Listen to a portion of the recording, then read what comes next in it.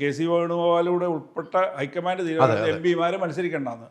എന്നിട്ടിപ്പോൾ പറയുന്നു ഞാൻ മുഖ്യമന്ത്രി ആകാം. ഒരു അദ്ദേഹം ഇതുവരെ പറഞ്ഞിട്ടില്ല. അല്ല, അദ്ദേഹം പറഞ്ഞിട്ടില്ല, മറ്റുള്ളവരെ കൊണ്ട് പറയിപ്പിക്കുന്നു വേണമെങ്കിൽ പറയാം.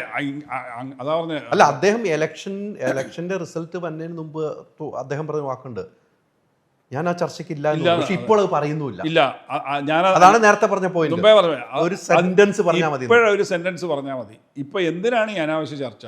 ഞാൻ നേരത്തെ പറഞ്ഞിട്ടുള്ളതാണ് എൻ്റെ പേരിൽ. ഞാൻ ആ കണ്ടസ്റ്റിലേ ഇല്ല. അത് പാർലമെൻ്ററി പാർട്ടി കൂടി അവിടെ ഒരു നേതാവിനെ തിരഞ്ഞെടുക്കും. പക്ഷേ കെ സി വേണുഗോപാലിൻ്റെ പേര് അവിടെ ഉണ്ടാവില്ല എന്ന് പറഞ്ഞാൽ തീരാവുന്ന ചർച്ചകൾ. അപ്പം ഈ പിന്നെ സാറ്റലൈറ്റ് ചാനലുകൾക്ക് മുഴുവൻ വേറെ വാർത്ത തേടി പോകേണ്ടി വരും. ഇന്നിപ്പോൾ ചർച്ച നടക്കുന്ന മുഴുവൻ അതിനെ ബേസ് ചെയ്തിട്ടാണല്ലോ. എന്തൊക്കെ ചർച്ചകൾ നമ്മളെല്ലാം കണ്ടുകൊണ്ടിരിക്കുന്നത്. അതെ അതെ. അപ്പോൾ രാവിലെ തൊട്ട് വൈകുന്നേരം വരെ അവിടുന്ന് റിപ്പോർട്ട് ചെയ്യുന്നു, ഇവിടുന്ന് റിപ്പോർട്ട് ചെയ്യുന്നു. കെ സി വേണുഗോപാലിനോട് ഇന്നയാളുണ്ട്, അല്ലെ ഇന്നയാൾ ഇന്നത് പറഞ്ഞു എന്നും വേണ്ടുള്ളൊരു ഇതിലേക്ക് പോകുന്നു. അപ്പം ഇപ്പോൾ സ്വാഭാവികമായിട്ടും എനിക്കൊന്ന് ഇന്നാരാണ്ട് ഒരു പബ്ലിക് ഡൊമൈനിൽ പറഞ്ഞിട്ടുണ്ട്, രാജ്മോഹൻ ഉണ്ണിത്താനാണെന്ന് തോന്നുന്നു. അദ്ദേഹം പറഞ്ഞതെന്നു വെച്ചാൽ മുഖ്യമന്ത്രിയാകാൻ താല്പര്യമുള്ളൊരു പറഞ്ഞോളാനാണ് പറഞ്ഞത്.